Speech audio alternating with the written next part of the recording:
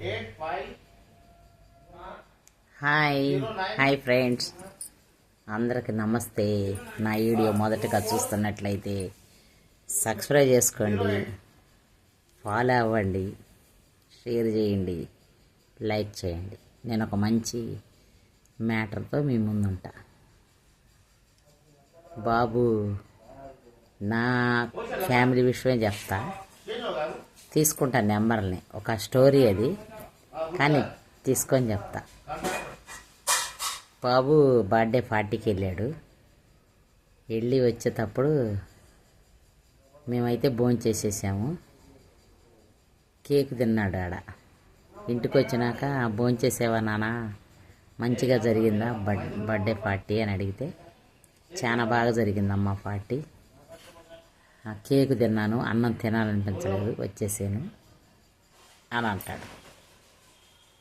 అవునా, మధ్య రేతుల్లో ఆకలి అయిద్దేమో నాన్న, నేను నీకు మళ్ళీ ఆహారం వండి పెడతాను అని అంటే, వద్దన్నానా, నాకు ఆకలి లేదు అంటాడు. మళ్ళీ అయ్యో అలా ఎలా ఉంటావు నాన్న, తిన్నానా, తినాలిరా, అట్లా ఉండొద్దు కదా, నేనైనా అంతే కదా నా కొడుకుల్ని అడిగేది. అలాగా నా కొడుకు కూడా అంతే. పుట్టినరోజుకి ఎప్పుడన్నా పోతే, మంచిగా తిన్నాను మమ్మీ, తండ్రికి భోజనం తిన్నాము, అందరికి భలే పార్టీ ఇచ్చాడు మమ్మీ అంటే నాకు కడుపు నిండిపోయినట్టు ఉండేది. వాడు ఉట్టి కేకు పెట్టాడు మమ్మీ, ఇంకా అన్నం తినాలనిపించలేదు అని చెబుతాడు నా కొడుకు అప్పుడప్పుడు వచ్చి. తినాలనిపించకపోవటం ఏందిరా, పెరుగన్నం అన్నది అని పెడతా, తింటాడు. నేను గదివింతే, కానీ అది స్టోరీ కదా, తినలేదు. గట్టికి గదివితే తింటాడు. కానీ తల్లి ప్రేమ ఎక్కడికి పోదండి, ఎప్పటికైనా. తల్లి ప్రేమ చచ్చిపోబోయే ముందు కూడా పిల్లల మీదే కొట్టుకుంటూ ఉంటుంది. ఎందుకంటే నేను అది ప్రాక్టికల్గా అనుభవించాను కాబట్టి నేను చెప్తున్నా. ప్రతిదీ అనుభవించానని చెప్తావు ఏందమ్మా అని మీరు అనుకోవచ్చు ఫ్రెండ్స్. నేను ఎలా చెప్తున్నానంటే, మా అమ్మకి నేనంటే చాలా ఇష్టం. మా అమ్మ ఒక యాక్సిడెంట్లో చనిపోయింది.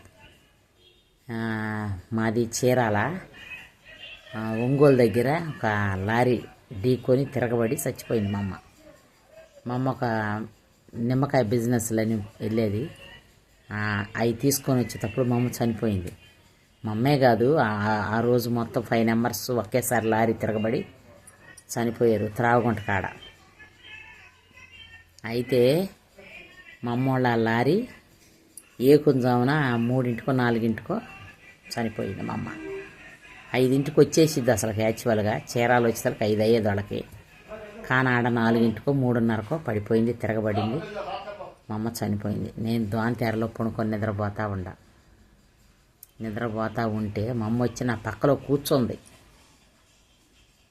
అమ్మా లే అంటుంది. అమ్మ ఉండమ్మా, ఇంకాసేపు నిద్రపోతానమ్మా అంటున్నా.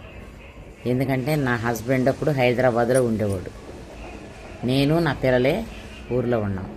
మా అమ్మ వచ్చేసింది, వచ్చి నా పక్కలో కూర్చొని రోజు 5:30కి 6ంటికి వచ్చి, అమ్మలే, మా ఇంటి ముందు ఒక కోండ్రు దాని అని వాళ్ళు హోటల్ పెట్టారు, హోటల్లో ఛాయ్ తాగాల మేము, మా ఊర్లో టీ అంటాం కదా. అమ్మా లే, టీ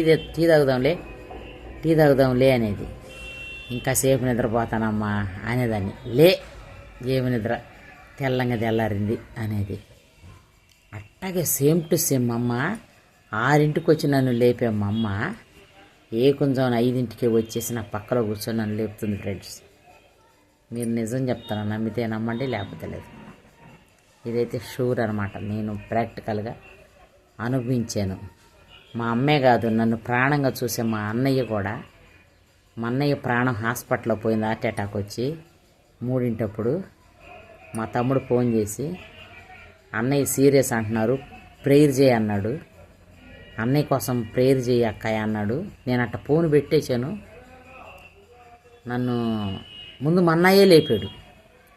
అమ్మాయి అమ్మాయి అమ్మాయి అని 3 సార్లు పిలిచాడు. మామయ్య మా అన్నయ్య వచ్చేసాడని, నేను హైదరాబాద్లో ఉండాలి అప్పుడు. మామయ్య నా హస్బెండ్ని మామయ్య అని చెప్తాను, పిలుస్తాను నేను.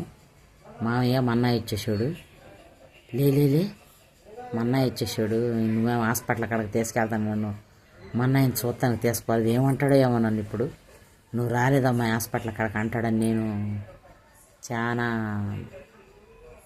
భయపడ్డా ఫ్రెండ్స్. కానీ మా అన్నయ్య మనిషి రాలేదు ఫ్రెండ్స్, ఆత్మ వచ్చింది. మా అన్నయ్య ఆత్మ వచ్చి నన్ను లేపుతుంది ఫ్రెండ్స్. నిజంగా చెప్తున్నా, మా అమ్మ అట్టే లేపింది. మా అమ్మకి నేను చాలా అంటే చాలా ఇష్టం, మా అన్నయ్యకి కూడా నేనంటే చాలా ఇష్టం ఫ్రెండ్స్. ఇద్దరు ఇట్టాగే లేపారు వచ్చి నన్ను. కానీ నేను తెలుసుకుంటా. ఎలా తెలుసుకుంటానంటావా? మా అమ్మ చనిపోయింది అయితే నేను తెలుసుకోలేకపోయా, మా అన్నయ్య చనిపోయింది కూడా నేను తెలుసుకోలేకపోయా. నన్ను పిలిచారు కానీ తర్వాత నాకు చనిపోయారు అని తెలిస్తే అప్పుడు నేను అనుకుంటా, మా అమ్మ ఏకుంజామని వచ్చి నా కాడ కూర్చుంది, నన్ను లేపింది, మా అమ్మ ఆత్మ నా చుట్టూ ఉంది అని అప్పుడు నమ్మా. మా అన్నయ్య చనిపోయాడు తెల్లారి డెడ్ అని హాస్పిటల్ సర్టిఫికెట్ ఇచ్చినాక, హాస్పిటల్కి వెళ్ళి చూసినాక మా అన్నయ్య నన్ను ఏకుంజామని లేపింది. మా అన్నయ్య కేక నాకు వినిపించింది కాబట్టి మా అన్నయ్యే. నేను లేచి తలుపు తీశాను ఫ్రెండ్స్, మీరు నమ్ముతారా లేదా?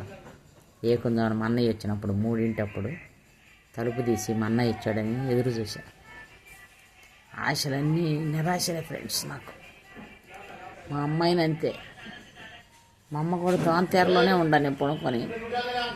మా అమ్మ నన్ను పిలుస్తుంది కానీ ఇంకా ఆగమ్మా, ఛాయ్ తాగుదాంలేమ్మా, ఆగమ్మా అంటున్నా. కానీ మా అమ్మ ఆత్మని నేను గ్రహించలేదు. కానీ మా అమ్మ నిజంగా కూర్చుంది అనుకున్నాను ఫ్రెండ్స్. మీలో ఎవరికైనా సరే ఫ్రెండ్స్, మీ మమ్మీలు కూడా ఇలా వచ్చి ఉంటే నాకు కామెంట్ చేయండి. అవును సిస్టరు ఇలా వచ్చిద్ది, నిజమే. ప్రేమించిన వాళ్ళు ఎవరైనా వస్తారు ఫ్రెండ్స్. మా అమ్మ అలా వచ్చి నన్ను నిద్ర లేపింది, మా అన్నయ్య కూడా అట్టే వచ్చి నిద్ర లేపాడు ఫ్రెండ్స్. నిజంగా మా నాన్న అయితే కల్లో వచ్చాడు నాకు.